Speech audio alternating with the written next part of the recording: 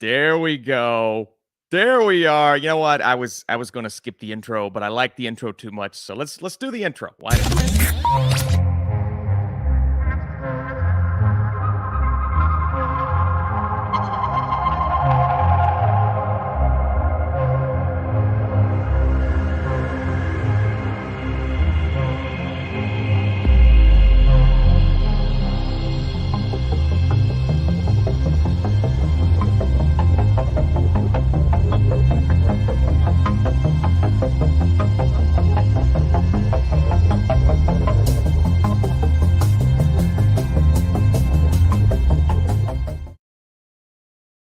Live from the YouTubes. It's Sunday, May 26th, and we're here for another Ask Me Anything. And I'll be honest with you all, it's madness outside right now. I was going to hold off until a little bit later in the day, but they said, severe storms coming later in the day around 2 or 3 o'clock.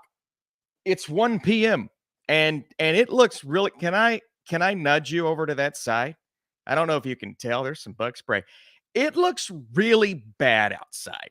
So we are going to see what we can do here. I'm risking my life to bring you all and ask me anything today, but that's okay. We're here. Today we're going to talk a little bit of box office and Furiosa numbers not looking so great. I tweeted this out yesterday. It's a depressing thought, but Atlas, the new Netflix movie, is probably going to be watched by more people this weekend than Furiosa, and that makes me sad. It makes me really, really sad. So today we're going to talk about all of those things and, of course, answer your all's questions. We have Jaden in the chat saying, what a wonderful day. Well, it was a beautiful day about 30 minutes ago. Not really. So if I randomly cut the stream off today, that's because there's a tornado outside, and you're going to see me frantically checking for updates every 5 minutes because it looks really bad. You could probably also hear the rain hitting the roof right now. But if you guys are here today, of course, if you want to drop a like on this video, that's amazing. If you want to drop a subscription, if you're not subscribed, that's amazing. And of course, super chats, the best way to ask me questions, all of those things. We'll reshare that here in a few minutes as more people kind of filter in here. And of course, if you guys don't know, but you know what? We'll save that. We'll talk about it here in just a second. So let's see who else here right now. We have 80s kid from the 90s. What's up, Austin? Are you excited for Acolyte? Sort of, kind of. I haven't been really overly thrilled by the clips that I've seen so far, but we'll see what happens here. Maybe. What another wonderful Sunday, Austin. Yes, another wonderful Sunday. Thank you all so much for being here, man, taking your time, hanging out with me today. That's awesome. I enjoyed Garfield. Now I'm excited for Inside Out 2. Yeah, I'm very excited for Inside Out 2. I don't know if I loved Garfield, but it's definitely one that could, in terms of a year for animated films, that could pick up as we go. And I think Inside Out 2 will be really, really, hopefully, a solid emotional sequel. What's your favorite Jim Carrey character? Oh, Jim Carrey character. I mean, I've always been a huge Ace Ventura guy. And so it may not be his best performance, but Ace Ventura is one of my all-time favorite characters in general in pop culture and cinema. So I got to go Ace Ventura on that one. Finally watched Fury Road. What a cool experience. Now I'm pumped to check out Furiosa. Yeah, Fury Road is the epitome of cool. I can't wait to hear your thoughts on Furiosa. Deadpool and Wolverine, Despicable Me, Inside Out 2 need to save the summer box office. Yeah, we're going to get into that box office here in just a second. The numbers are not so great. Have you watched I Saw the TV Glow? Yes, I did. My review is on my channel right now. I wasn't as enthused as a lot of people, but it did cause me to go back and watch it again just to make sure I had my thoughts intact. So, yeah, I think you'd be interested to hear my thoughts there on the channel.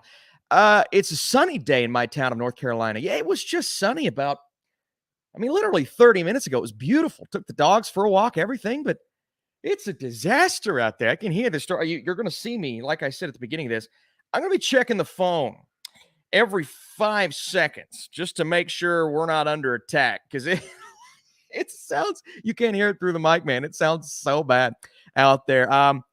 Yeah, box office was rough this weekend. Maybe it'll get better for when you wake up tomorrow morning and find the Steelers traded for Brandon Ayuk. Yeah, I don't think that's happening at this point, unfortunately. maybe somebody like a Jawan Jennings, maybe somebody like a Darius Slayton, Cortland Sutton, anybody. Please. I love Roman Wilson, but you can't trust a rookie to be wide receiver too. Furiosa was amazing. Yes, it was. I loved it so much. Now, listen, if you guys are here right now, dropping a like, leaving a super chat, all of those things, that's how we communicate on here. But if you're interested and you want to go over to the Movie Mode, let's make it bigger.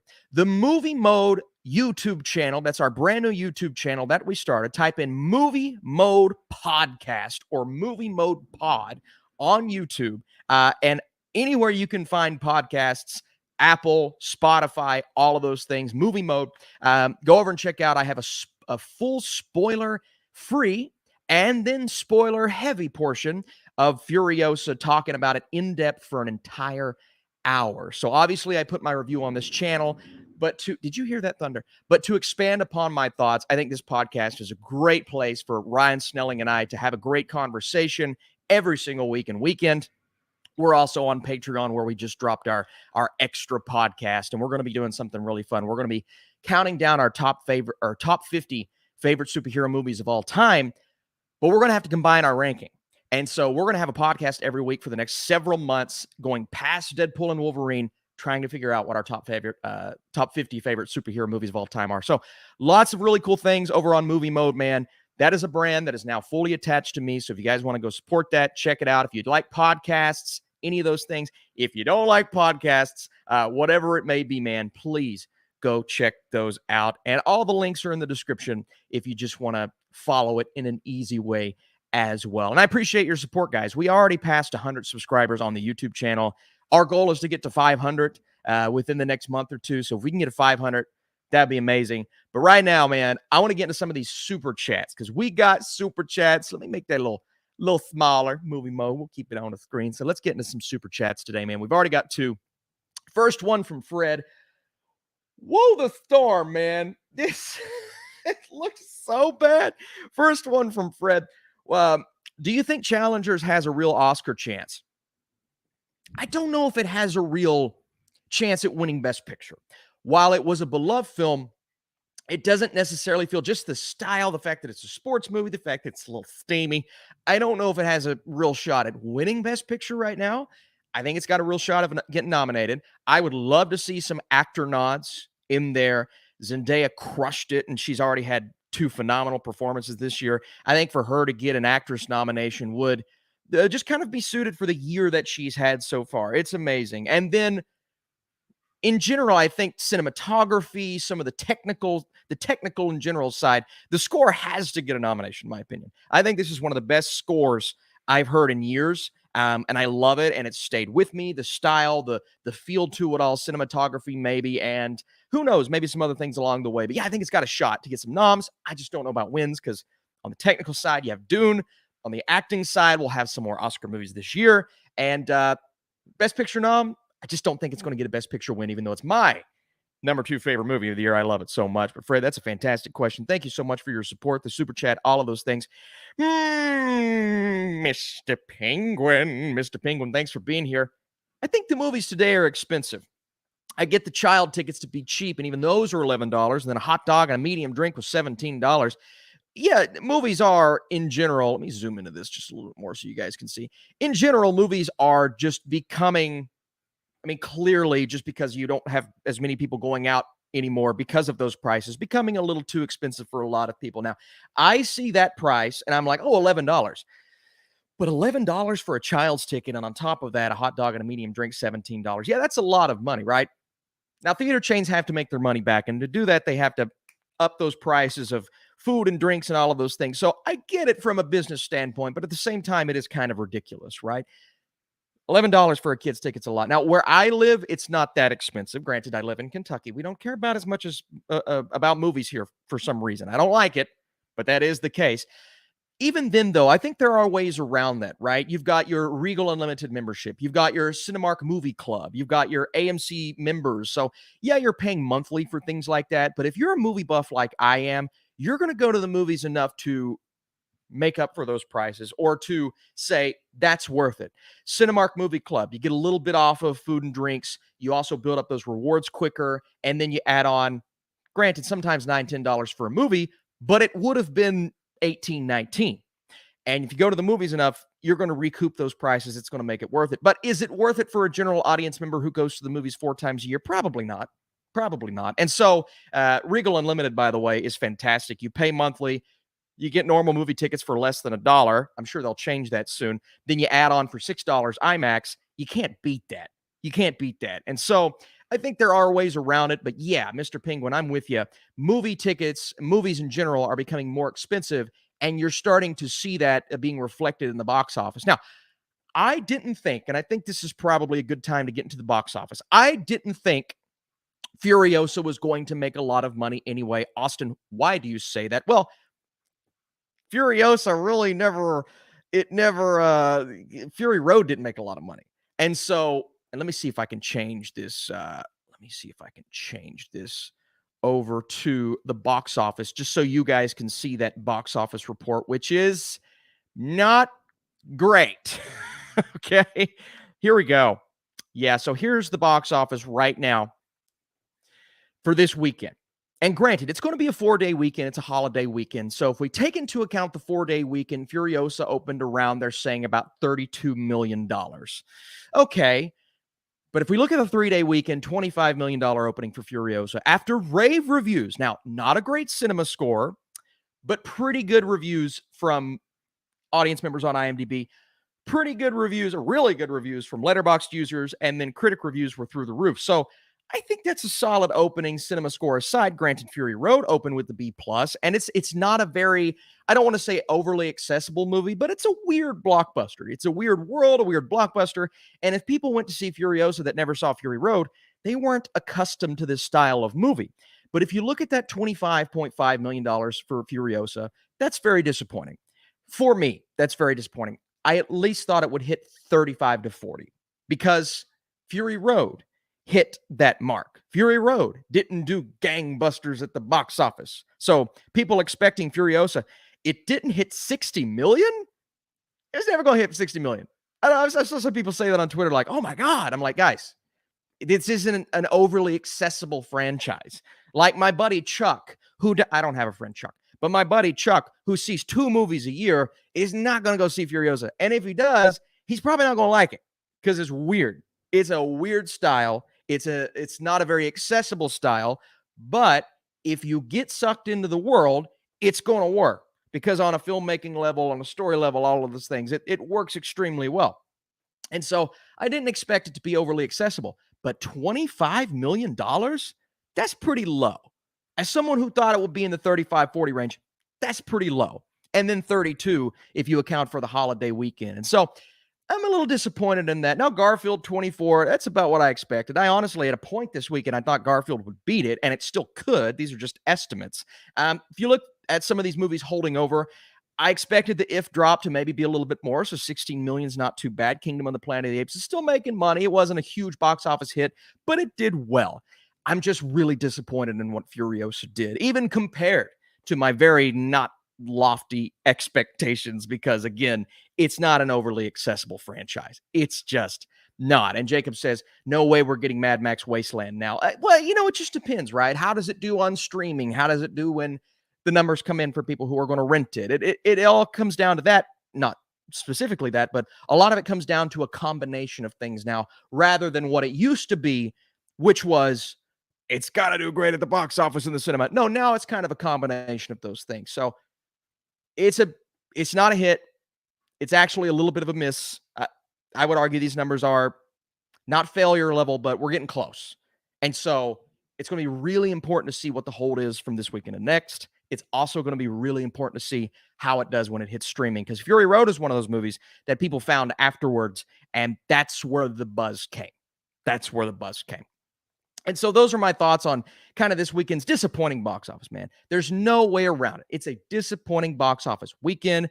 This weekend right here, 4-day weekend, is normally one that does extremely well. I believe last year was The Little Mermaid, and it did extremely well. And I think they said the top 3 this weekend do not match what The Little Mermaid made last year. And again, that's The Little Mermaid. That's a lot of nostalgia for people. People were going to come out no matter what. I'm pretty disappointed in the way that this kind of hit and landed. I'm also very surprised that I still have power right now. This is insane. Wait, let me check the weather. Make sure there's no tornadoes in Lexington. Here we go. Okay, I'm still here, so we're going to keep going. We're going to keep trucking. Thank you guys for both super chats today, by the way, leading me into this box office discussion and some great questions across the board. Let's see who else is in the chat right now. What time is it in the USA? It's 1:18, at least where I am. I'm Eastern Standard Time. Yeah, ticket prices are pushing it, but also people don't have the time. They have busy schedules. That's true, but I think that's always been the case. I mean, forever, right? They're always busy. It's not like they can make time for movies like this and that. If it's one you want to see enough, they'll make time. And I think people, now that we're in the streaming age, people just don't want to make time anymore because it's like, that'll be on streaming in 2 months, or it's not a Oppenheimer level event, or it's not an Avengers level event, so I can wait. And I think that's a lot of people's mentalities, and this little guy right here is kind of making it people's mentalities, because you can find things to do on your phone, and some of them do that during the movie in the theater, which is kind of insane. I've been noticing that a lot more lately, a lot more people on their phones in the theater, which is frustrating. It pisses me off, but what are you going to do other than throw popcorn at them? Don't do that, kids. What is your most anticipated movie for the rest of the year? What are your thoughts on the Fall Guy bombing? Well, it's one of those things that I have to kind of think about a little bit more, because there are several movies that are coming out for the rest of this year. And I'm actually probably going to do that soon. I'll do a most anticipated movies for the remainder of the year very soon, because there's some coming out Oscar-wise, maybe Oscar-wise, that could slowly move up my list as I go and seek out who's involved, what are the trailers, do we have any images? And so I'm going to look into all that. I mean, right now for the summer, I'm looking forward to Deadpool and Wolverine, obviously, Kinds of Kindness. Very, very excited for that. But I'm going to have to kind of put a more strategic list together. Would you rather rewatch Ferris Bueller's Day Off or Sing Street? Oh my God. I think Ferris Bueller is more rewatchable for me, because that's childhood nostalgic movie. I've seen it 1,000 times. Every time I watch it, it's the same amount of funny that it's always been. But I also think Sing Street's pretty rewatchable as well. But I'm going to go Ferris Bueller over that. I love both. I think they're both spectacular. The studios have been conditioning the audience to wait till it hits streaming. I don't necessarily disagree with you there, G. Colby P., because look at Fall Guy. And I know he mentioned Fall Guy a while ago, but it didn't do well. Didn't make a lot of money, but instead of keeping it in theaters and allowing people to find it, it's already on streaming. That's crazy to me, man. That is crazy to me. You just don't give these movies enough time. I get it. They're not doing well, but give them time to breathe. Maybe more people will find them. Maybe more people will seek them out. I mean, look at something like The Greatest Showman that didn't open to a huge box office, but every single weekend, small drop, small drop, small drop. Now, granted, that was December. That was Christmas. But it's still one of the most impressive things I've ever seen at the box office. And you never know what movie's going to hit with the audience like that. I personally don't think Fall Guy was that movie, but I thought Furiosa could be that movie in the back of my head. And then I'm like, maybe it's not going to be, because it's not as accessible. So we'll see if we get one of those this year, one that just stays in theaters for forever. Top Gun Maverick a couple years ago, which did open big and stayed and stayed and stayed and brought everybody back out to the movies. We have to look at Top Gun Maverick as a movie that just brought people out, got people excited, got them motivated for movies again. I think that's still one of the coolest things I've ever seen, what that was able to do. And so, hey, 69 viewers. Look at us, man. We're doing great. We are doing spectacularly right now. Here's what I want you guys to do. If you're here right now, first of all, I want you to go over and click that subscribe button. If you haven't done that yet, man, subscribe to this channel. We're talking movies all of the times. If you haven't liked this video, we got 21 likes. We got to boost those numbers, baby. Those are rookie numbers. We got to get up to 50 likes today. That's the goal, baby. The goal is 50 likes. We're talking box office. We're talking movies. We're answering all the beautiful questions today. Also, if you guys want to go over and follow the podcast channel on YouTube, man, Movie Mode Pod. We did an hour Furiosa talk, 1 full hour, spoilers and non-spoilers alike. Go over there and check that out. Every audio feed you can find, Apple, Spotify, Spreaker, whatever it is, we're on everything. So if you have a podcast feed and you want something else to listen to, baby, myself, Ryan Snelling, we are all over it, man. Our goal is to hit 500 on Movie Mode on YouTube because we'll start doing live streams over on that channel, which is really exciting because we got some cool things in store. Well, obviously, we can start doing that. I think now, maybe, but more likely when we do that. But audio feeds, man. If you join the audio feed, if you join the Spotify, if you join Apple, if you want to drop a 5-star rating, you don't have to. And please be honest with the rating. It doesn't have to be 5 stars. But if you want to drop a rating, man, we're going to try our best to make this a big time thing, maybe get some big time interviews. I get some offers already for this channel. I think the podcast feed is the perfect place to do Interwolves interviews. I've had opportunities with Nat Wolf. I've had opportunities with Dylan Sprouse over the last year. Didn't do it. Now we got a podcast feed. Now I'm very, very excited to start doing interviews with celebrities over on Movie Mode. And the podcast feed is really going to help us out. So if you want to drop a 5-star rating, all of that stuff. Okay, my rambling's over. I hope you guys like podcasts because everyone and their mother's doing it right now. And now I'm doing it. Daggone it. Next, Super Chat. Everybody who's left Super Chats today, thank you so much. You are amazing. Do you have a favorite Canadian movie? Oh, God. I mean, I don't know if I can think of a Canadian movie off the top of my head. Let's see. Canadian movies. I don't know. What's a Canadian movie? Is Fall Guy a Canadian movie? It says this is a Canadian movie. Interesting. It says Enemy is a Canadian movie. I love Enemy. That might be towards the top of my list right there. What else is a Canadian movie? It says Mean Girls is a Canadian movie. What does that mean? Because I don't think Mean Girls was filmed in Canada, was it? Or was it? I don't know. Greenland is a Canadian movie.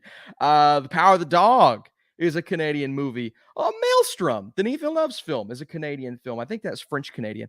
That's interesting, man. See, these are things I didn't really know. So, off the top of my head, I believe Incendie is a Canadian film. That would be my choice. I believe Incendie is a Canadian film, right? Yeah, I believe so. That's not on here, but I think it is. Maybe French Canadian. Regardless, that would be at the top of my list. Denis Villeneuve's Incendie. He's directed some amazing movies here in America, but I'll tell you what.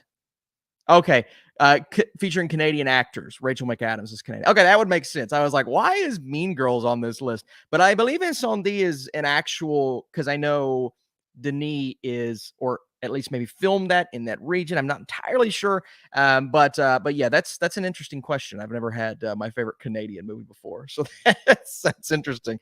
Austin talking to Dylan Sprouse. I loved you since Big Daddy. You know, here's one reason why I would want to interview Nat Wolf, which would be great if we were ever able to do that on the Movie Mode podcast. Because Nat Wolf's brother, Alex Wolf, who we've seen in countless movies like Hereditary and Oppenheimer, looks just like my brother.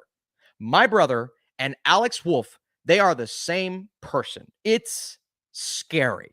And so I would want to be like, hey, Nat, listen, I love your movies. Did you know your brother looks just like my brother? That's how we're going to bond, man. That's how we're going to bond. So I think it would be a super fun to start doing that. And I think we're going to be able to take advantage of that on Movie Mode. Mr. Penguin said BRB. Mr. Penguin, you take your time. All right. Come back. Don't forget about me. Come back. BRB. I saw Austin Borkenstein. How many Burks are out there, Burke? Yeah, so somebody created a Letterboxd, and I know people are going to think I did it. I wish I would have thought of this. They created a Letterboxd page of me, and if you guys don't know, I'm really active on trying to get more active, but I'm back on Letterboxd, baby. We're rolling right now. And they created a Letterboxd page, and it's called, here we go, I'll show you. It's called Austin Borkenstein, and here's the profile picture. It's one of my old pictures with a beard, and its favorite movies are Marmaduke, The Cat in the Hat, Winnie the Pooh, Blood Honey, and He's All That.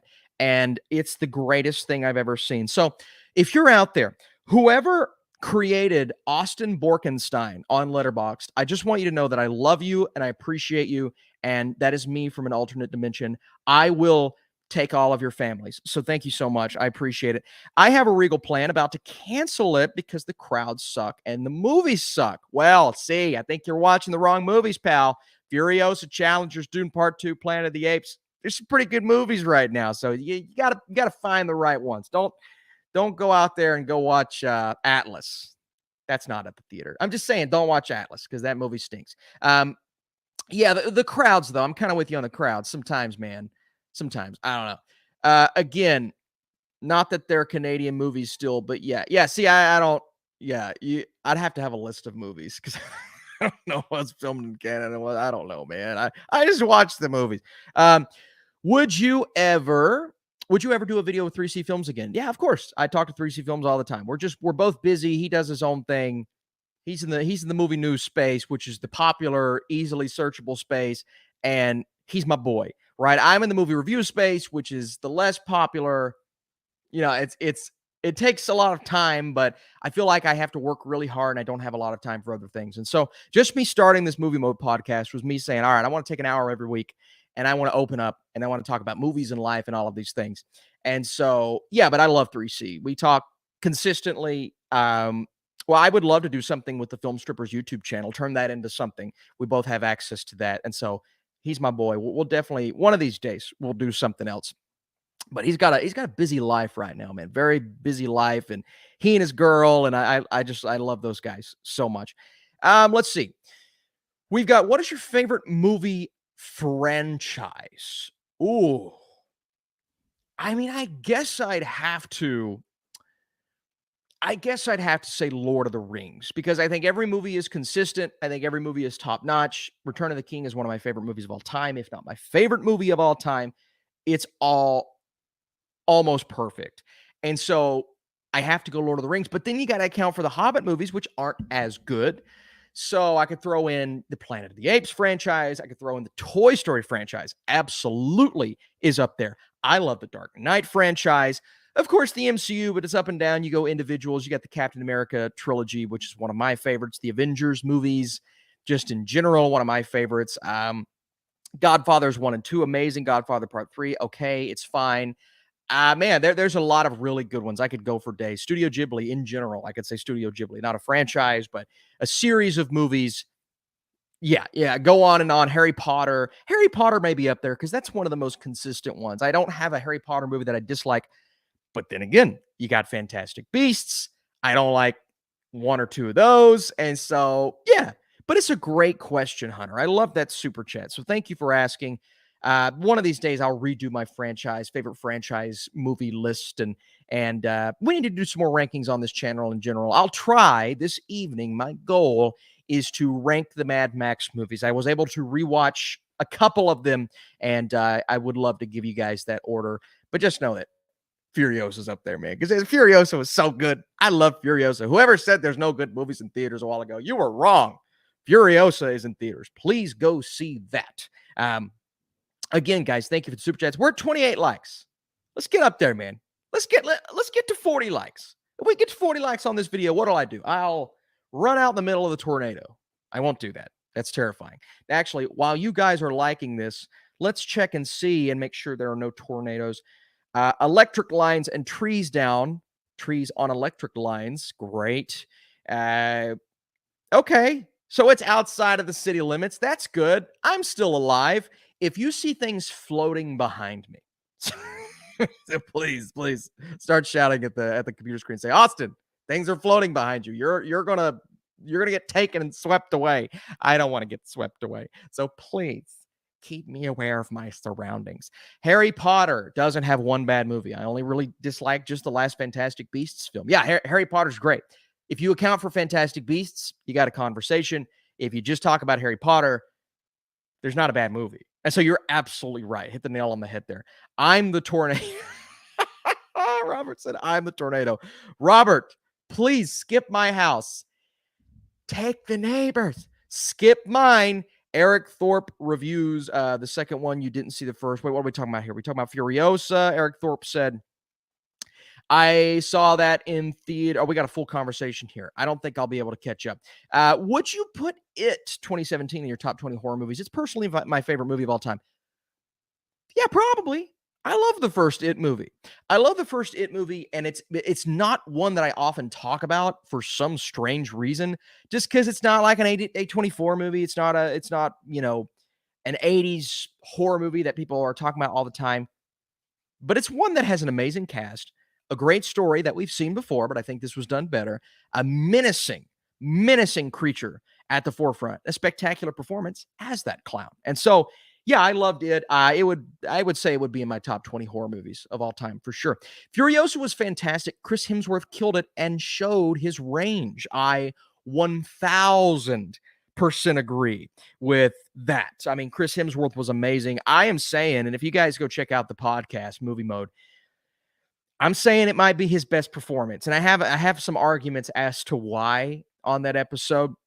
It's a display of range. It's something we haven't seen out of him before. Yeah, Bad Times at the El Royale, but this is a different type of villain, two different villainous performances. So I loved it, man. I really, really did love it.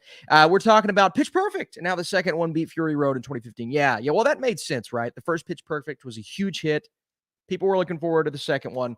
That didn't shock me, to be honest. By the way, I love the first Pitch Perfect. I think it's a great movie. The sequels, not so much. Pretty disappointing. But the first one, so much charm. One of my favorite movies of that year. I wouldn't even say it's a guilty pleasure. It's just a pleasure.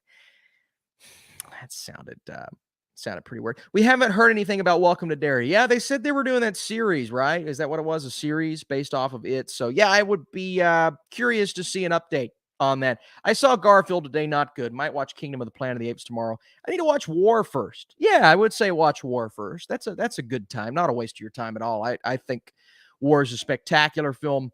Going right into Kingdom, a lot of the themes carry over, a lot of the things about Caesar, and so I absolutely think I think you do it for sure.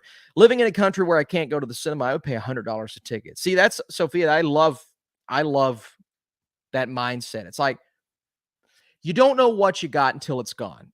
It's that kind of thing, right? We have the ability to go out to the movie theater, and yeah, it's a lot of money for some of us, but we're able to do that. Some people aren't able to do that, and so I like that mindset. Now, $100 a ticket would be a lot, Sophia, but I like that mindset, and I hope you have access to the movies that I talk about, whether it's down the road or whatnot. I hope you get access to them. And I just appreciate that kind of love and passion. I really do. So thank you for that. Why did you, what is this?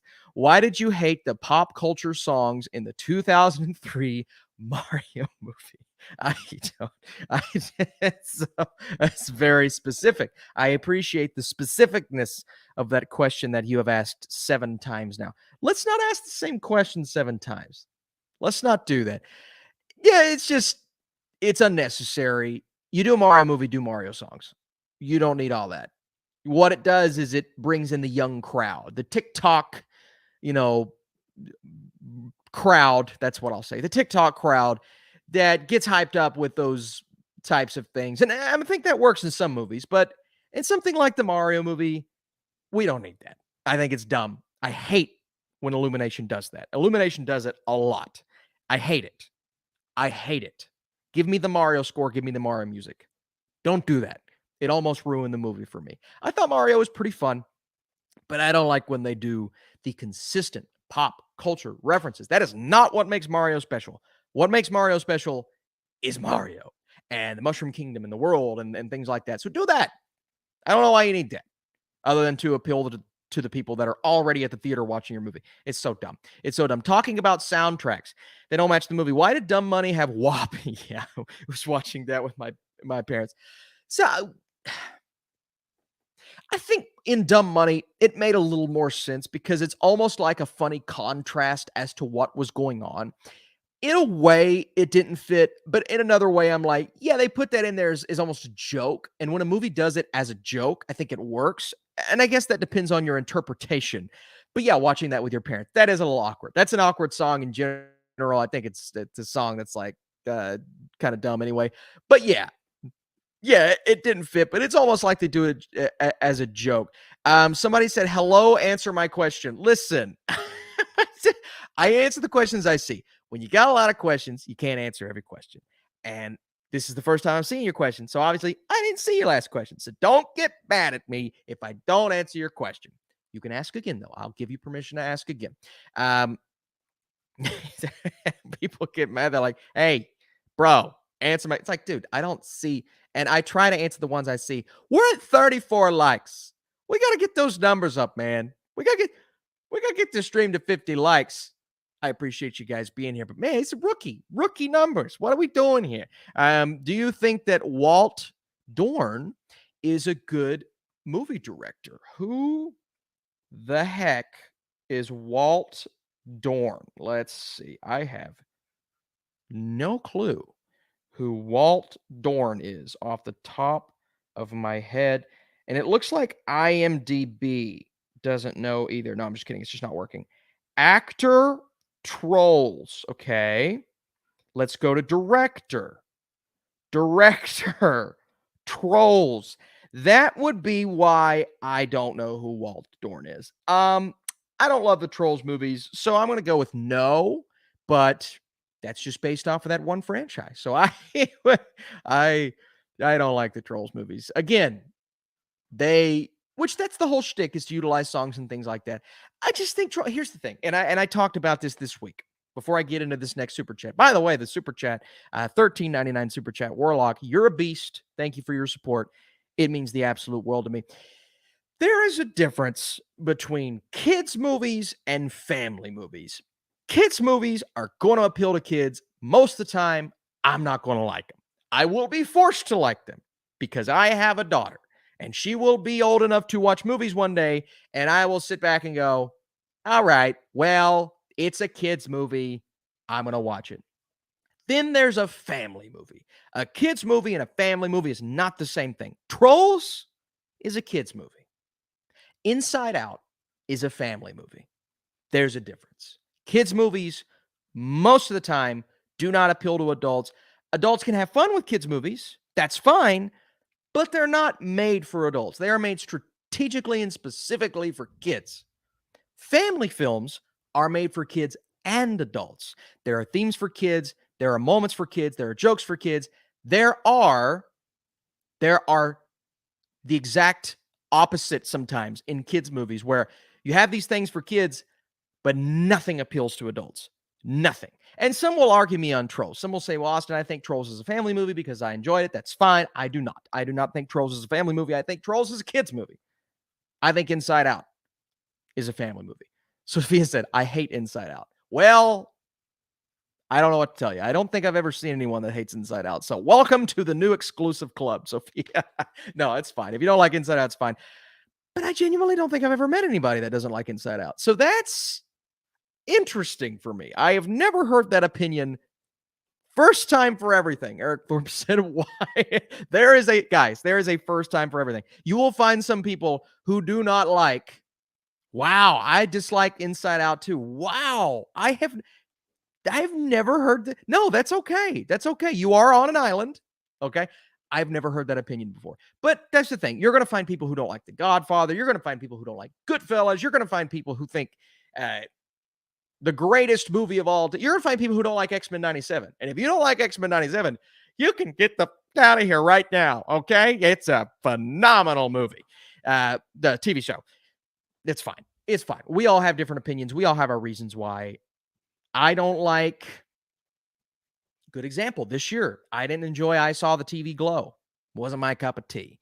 It's one of the most critically acclaimed movies of the year. I've had a lot of critics be like, Austin, what's wrong with you? And I've had a lot of people tell me it's one of my favorite movies of the year, if not my favorite. And I'm like, cool. I didn't like it. So you're going to find someone in every box, in every category, who doesn't like all kinds of movies. It's absolutely fine. I think Mad Max is better than Lord of the Rings because the Hobbit trilogy and the show are both mid to bad. That's fair. That's fair. So I think the first Mad Max is pretty good. I think Beyond Thunderdome is I just don't So I think Mad Max is also a little up and down, but the last two movies, Fury Road and Furiosa, have been top notch. And so that's a fair opinion. I like Alien 3 more than Alien 1. Wow. See, now that's different. That's different, but that's okay. That's okay. I'm curious, though. Do you like I believe there's a director's cut. There's a different cut of Alien 3. I'm curious if you like the original or the different cut. Sophia said, I love Soul. That's good. That's good. I love Soul. Soul's a great movie. But I do find Soul and Inside Out very similar. And so that's interesting for me. I find them to be very similar movies with similar themes and a similar story. I would say Soul's biggest comparison is Inside Out. So that's interesting for me. I like that. I dislike Turning Red. Yeah, I thought Turning Red was fine the first time I watched it. It's pretty good. Pretty fun. More I think about it, I'm kind of with you. Turning Red just didn't really fit or work for me overall.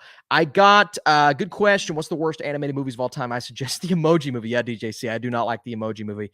I got to throw Megamind 3 or Megamind 2. God, please don't bring us a Megamind 3. I got to throw Megamind 2 in that category. I think Megamind 2 is just a god-awful movie. Did everything wrong. Horrible characters, bad voice cast, bad animation. It's one of the worst animated films I've ever seen. So if you want to watch it, go ahead. And there's another animated movie that I watched. It was the worst animated thing I've ever seen. It's like a bunch of brands, and they're like saving the day. It's like the tuna guy and a cereal guy. Please, someone, if you know the name of that movie, please find it for me. It is the worst animated film of all time. It is the worst. There is no competition. But if you guys know what I'm talking about, it's a bunch of brands. Food Fight. I think that's it. K-Sonic 28. I think it's called Food Fight. Yes.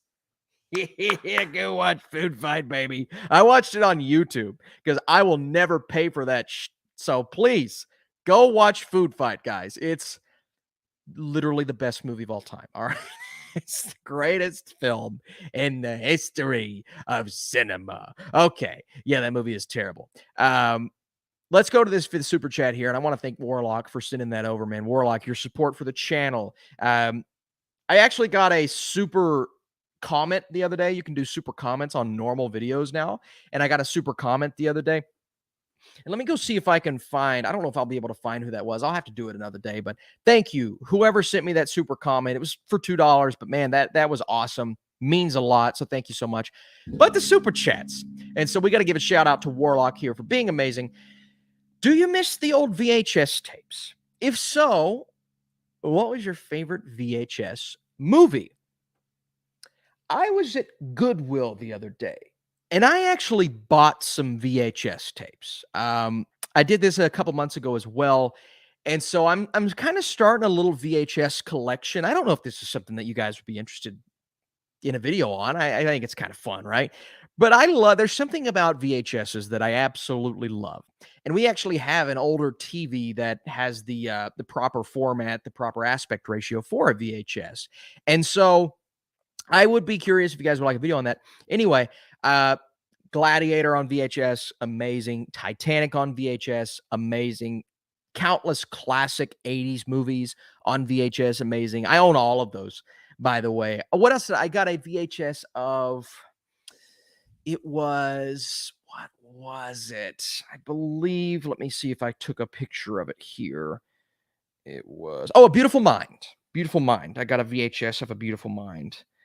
And yeah, that was pretty cool because I've never seen that before. I bought a Toy Story VHS on VHS at Goodwill recently. Yeah, Goodwill's a great place for VHSs, guys. So if you have VHS collection, if you like collecting movies in that format and things like that, I'd say find your local Goodwill. They have some great, and they're like $1, $2, so it's pretty cool. How to Train Your Dragon 2 is underrated. I wouldn't say underrated because I think it was rated properly. People said it's one of the greatest animated sequels of all time at the point. I would say it's under talked about. I'd say it's under talked about because we don't often go back to that film or that franchise. Even me earlier, I didn't mention it, right? But if you think about it, How to Train Your Dragon is one of the greatest franchises of all time. All time. So yeah, I think that deserves to be in that conversation. I bought some movies from some pawn shops because it's cheaper than expensive ones at Walmart. Yeah, it absolutely is. That's not a bad place to buy them. Is your wife accustomed about clutter and dust accumulated from your physical media? Yeah, I mean, it's in the basement, so we don't often. She's rarely down here anyway. We usually watch movies upstairs because we have the baby, and so she doesn't really talk about it that much. We clean when we clean. I probably should clean more. But yeah, save physical media. That's a great. I wish my parents would have saved a lot of my DVDs as a kid. Man, I just so many good memories with those, and some of those are gone. Some of those I still have, which is really cool. Disney's Brave is underrated. Yeah, I'm not the biggest Brave fan. I think it's fine. I think it's average, but a lot of people love it. So a lot of people have a lot of nostalgia for it.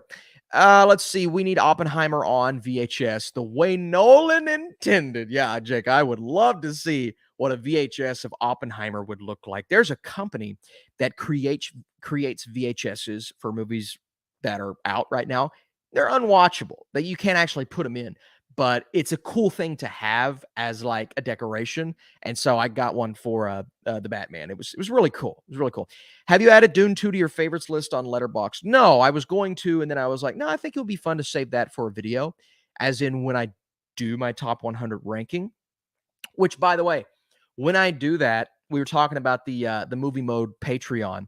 I will definitely make that a Patreon exclusive on the movie mode page. I know it's for movie mode, but I'll definitely make that a Patreon exclusive, probably weeks or months before it actually comes out on the YouTube channel. So if you guys are over on the Patreon, we have a link in the description down below. It is now the movie mode Patreon. Let me see if I can zoom into that. It's pretty cool, man. We just put out our first 15 minutes, extra 15 minutes pod, and we're doing an exclusive podcast where we rank our favorite superhero movies of all time on Patreon to nail down a final 50 list, in which we will do a countdown on the movie mode podcast. So that was Ryan's idea. It's a phenomenal idea. We're doing some really fun things over there, man. I am loving the Patreon feed so far, and I'm loving movie mode so far, man. I'm having a blast with the podcast, doing a podcast with my guy Ryan Snelling. Toy Story 4 is overrated. Yeah, maybe critically, but I like Toy Story 4. I just don't think it's on the level of the other three, but I like Toy Story 4.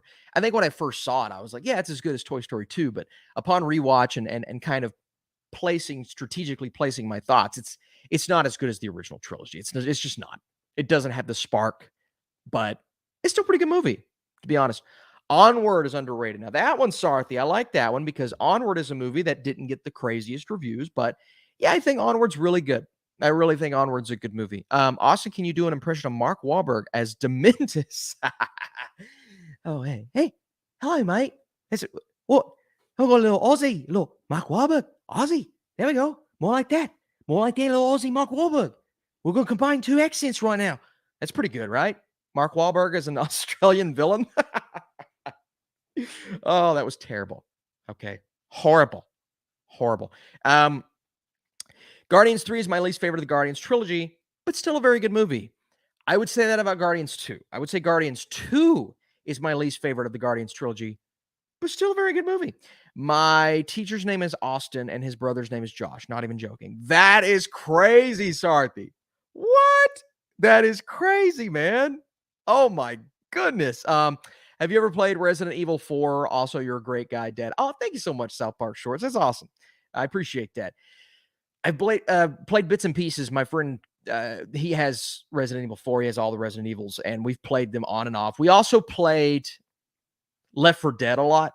We played Left 4 Dead a lot together. So Left 4 Dead's probably the one that I have more of a relationship with. It's such a fun game, man. You play multiplayer mode. That's a blast if you've ever played Left 4 Dead with somebody else in the same room. We get together and play that all the time. And Super Smash Bros. You all know me. Super Smash Bros. Come on. Furiosa masterpiece. Love it. Absolutely. Cars 2 is underrated because it felt like James Bond meets Cars. I wanted it to feel like that, DJC. I didn't necessarily get that. Would you ever do a favorite actors of all time list? Yeah, I probably would. I think I would. That would be a fun list. Left 4 Dead is great. I agree. It's such a good... By the way, another thing that my friend and I do when we get together, play Left 4 Dead. We play Super Smash Bros. We watch Smiling Friends. Do we have any Smiling Friends fans in the chat? I'm a massive fan of that show. It's one of my favorite shows on TV right now. I love it. So any Smiling Friends in the chat right now? Team Rainbow said, who's your Smash main? You know what? Lately, not all time. Lately, King DDD. I have turned into a King DDD, just the biggest fan of... First of all, his pose is fantastic when he sits on the stage like this. Second of all, I've always had a difficult time playing my buddy's K. Rool. I can beat him now with DDD. So I think DDD's kind of turning into my main man. My main man. Smiling Friends is great. Yeah, Sarthy. Smiling Friends is so good.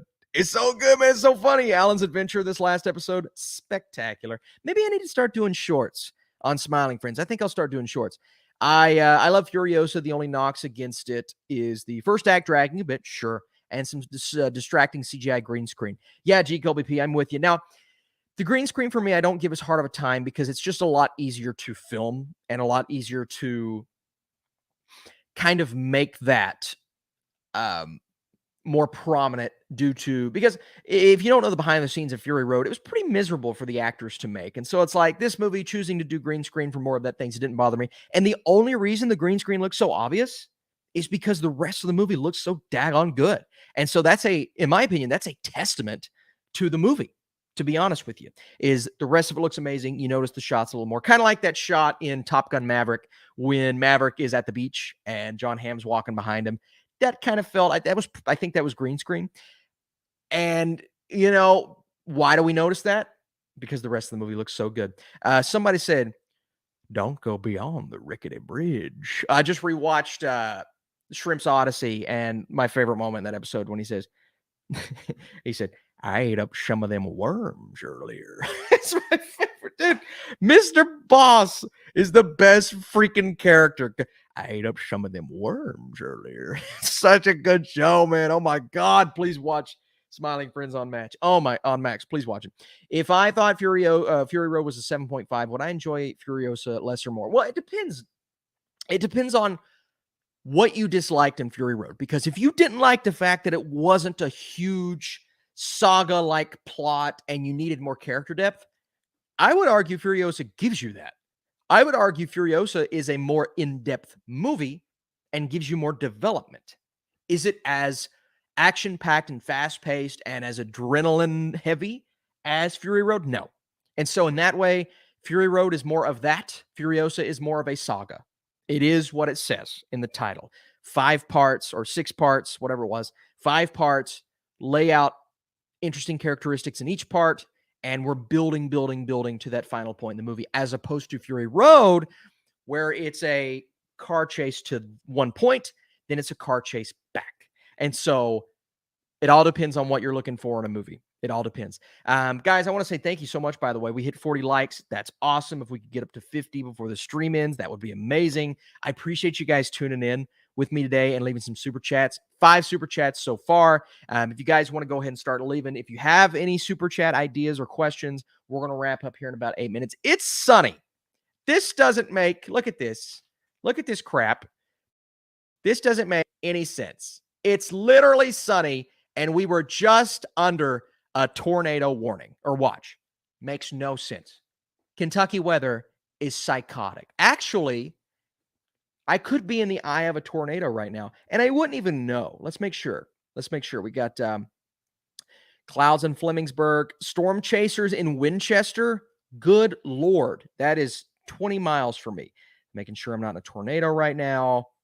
Okay, great. So we're not in a tornado. Let's keep moving. Again, y'all, if you see things start to float behind me and my body starts shaking and there's a tornado in the background, y'all let me know if there's something going on out there, because I'd never know. I'd just be sitting here in my dungeon like, oh, I'm just going to talk about movies with you guys. And then you got something crazy happening in the background.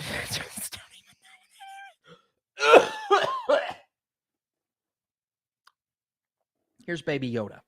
Take a look at him. Look at him. He's so cute. You're beautiful.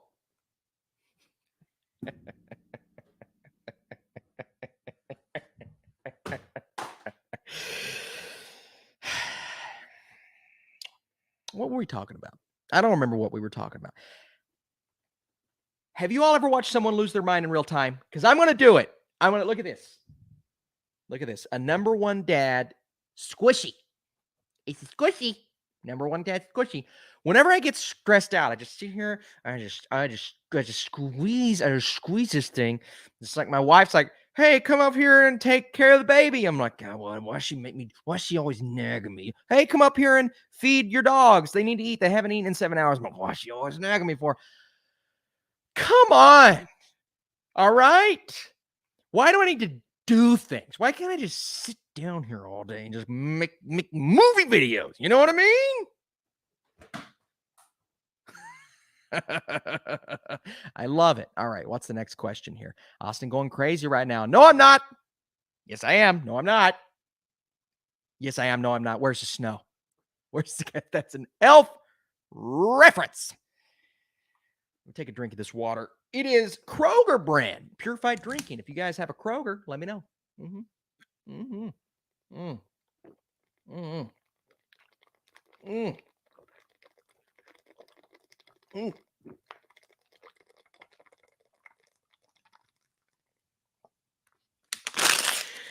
Oh, that was great. Oh, God. That hurt. Oh, that hurt. Oh, why did that hurt so much? That's a lot of water. Can you throw up drinking water?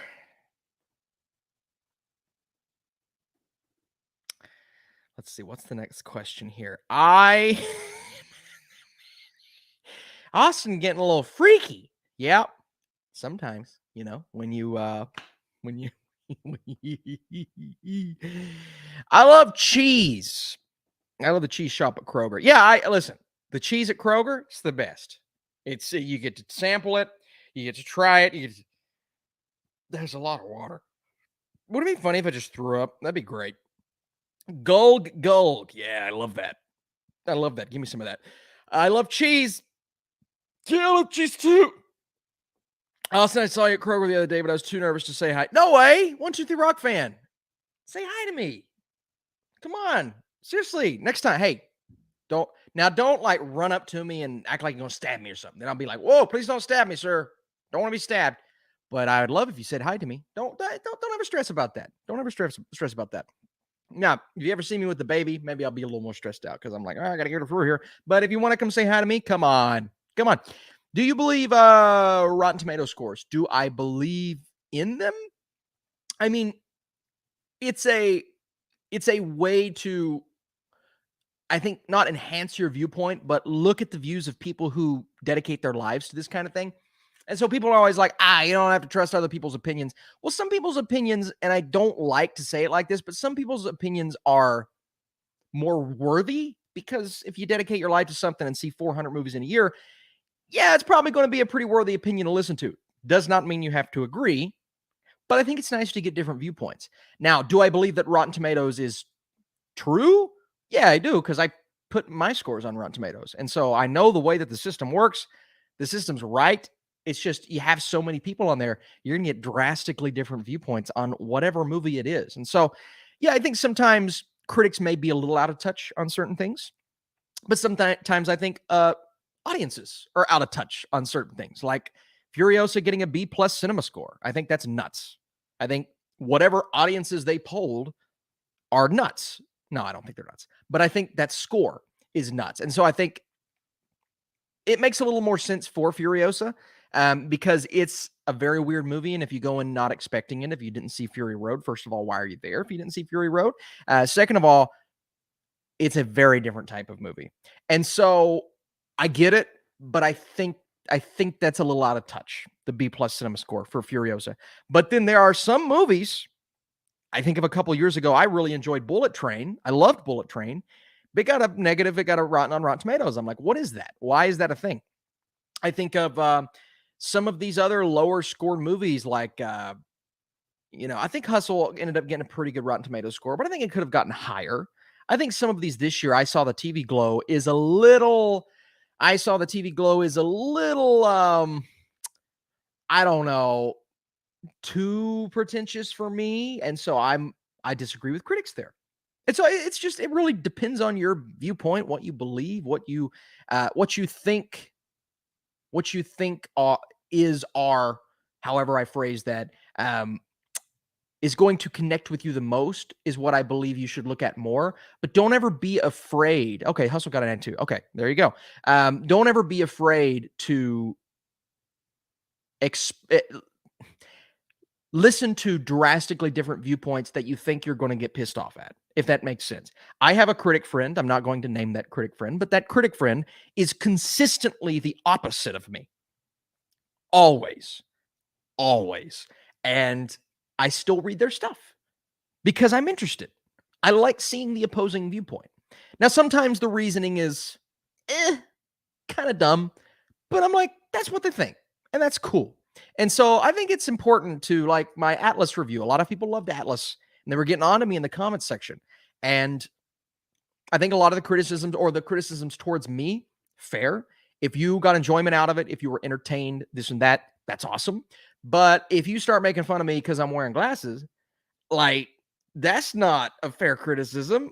Like, that's just, you just hate me because I have a different opinion. And so, movie criticism has changed a lot over the years because the internet has kind of forced people to hate other people's viewpoints more. But I think as a community, if we can come together and kind of just have a little more respect towards opposing viewpoints, like a Rotten Tomatoes, I think that's cool. She-Hulk got a 77 critic score. See, yeah, that's something that I vehemently disagree with. I wholeheartedly disagree with that score.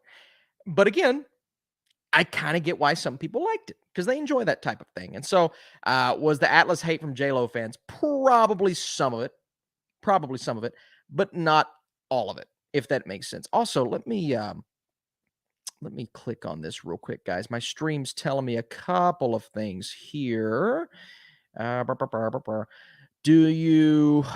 got these super chats here that some of them are popping up and some of them are not. We've got Warlock.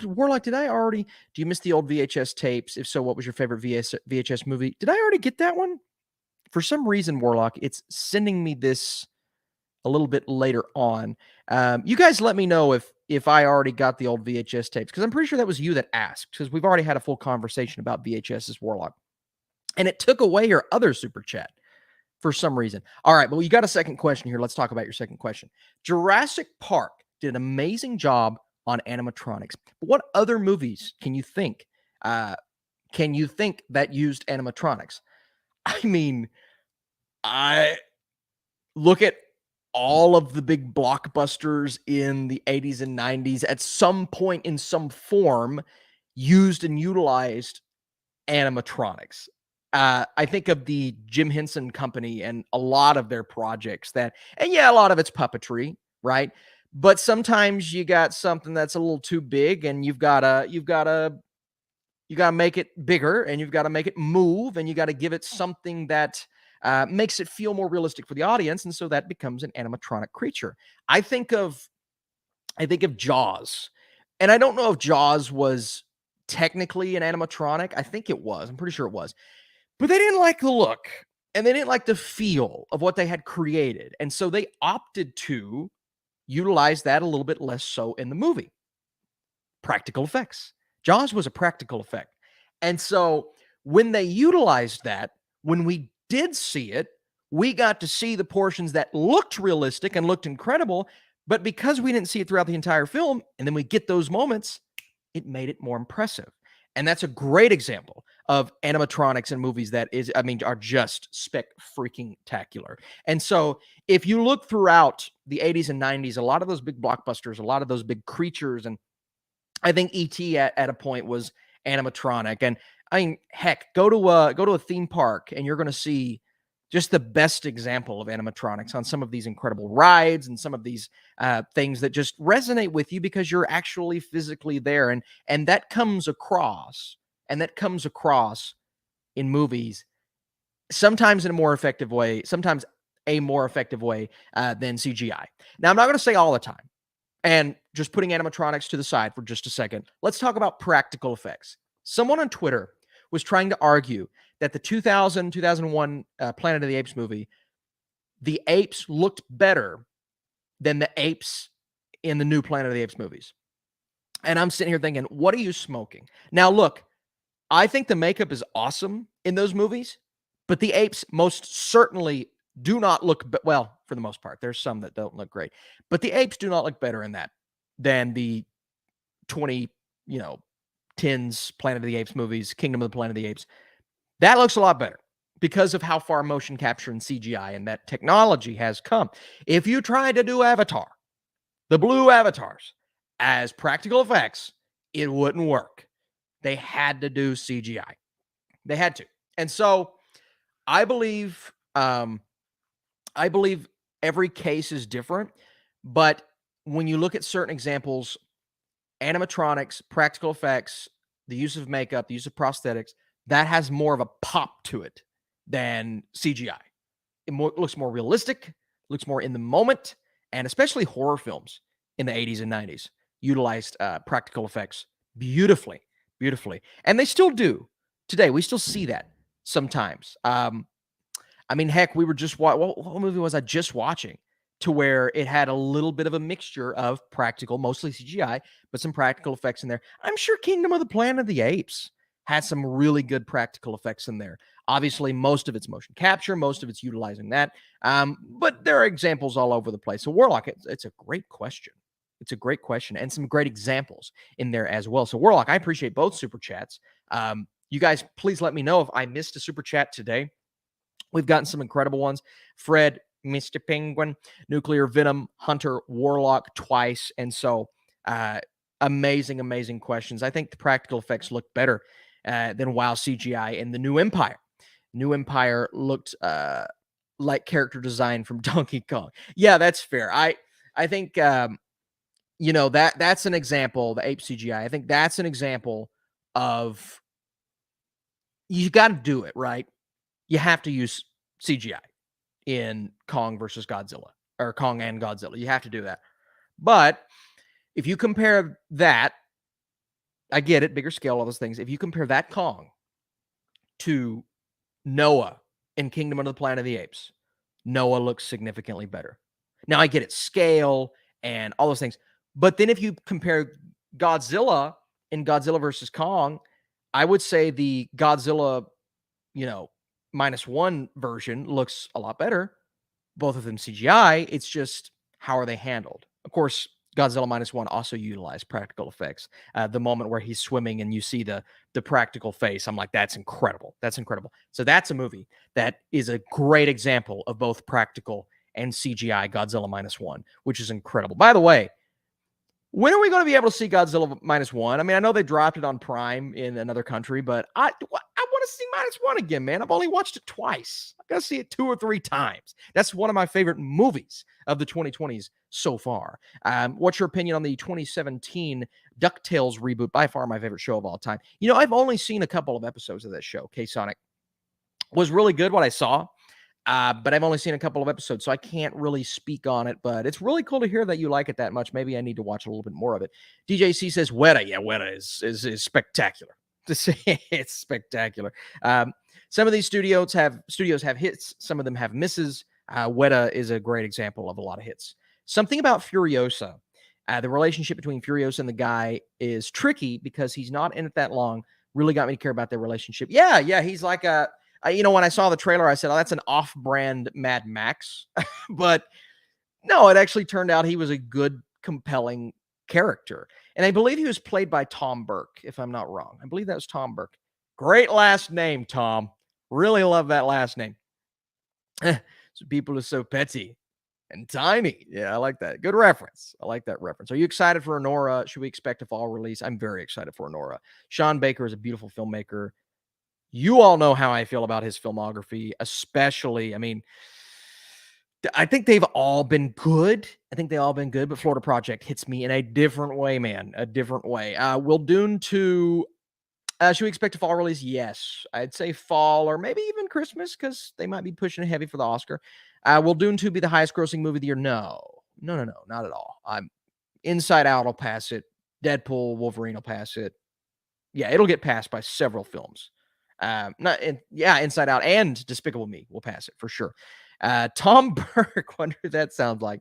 Well, my first name's actually Timothy, if you guys didn't know that. So it sounds like Tim Burke. That's my name. That's also my dad's name.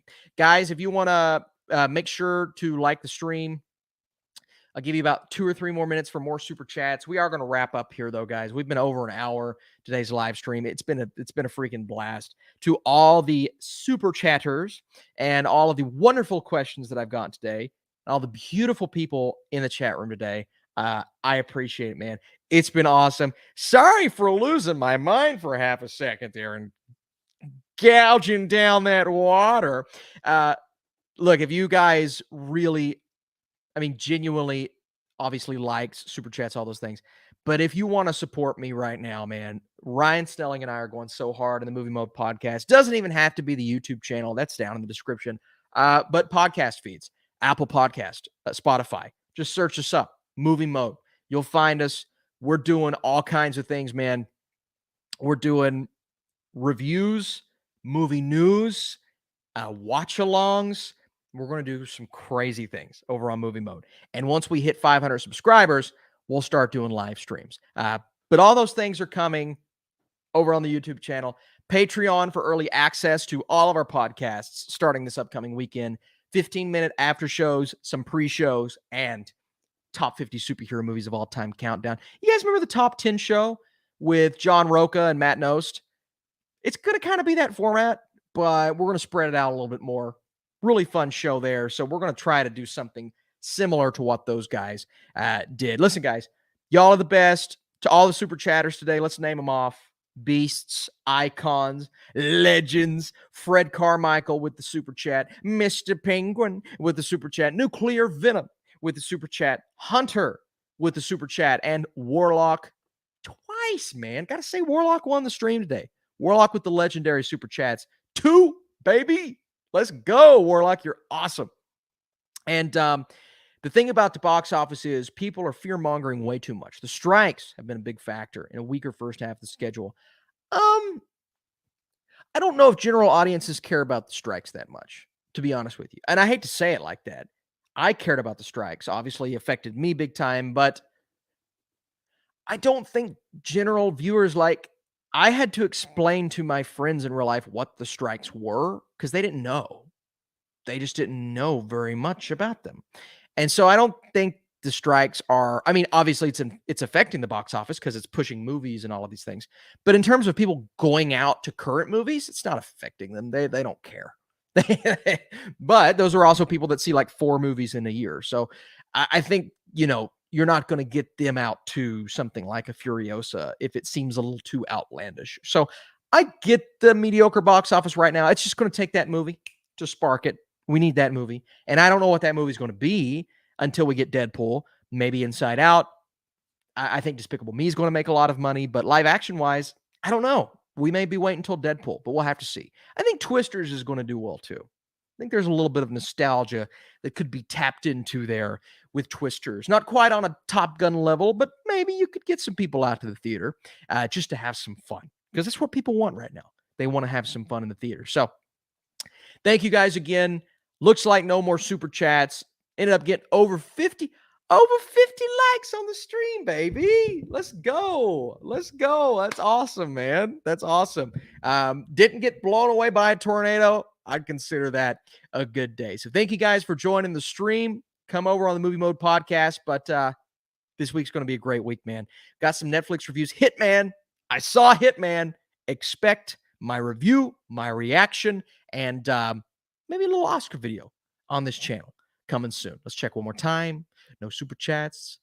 Got the likes, 50 likes. Thank y'all for being wonderful. Love y'all. And I'm going to go take my dogs out because they probably got to pee. It's a sunny day outside. It's so beautiful. All right, guys. I'll see you soon. Bye-bye. Bye. Bye, buddy. Bye, guys.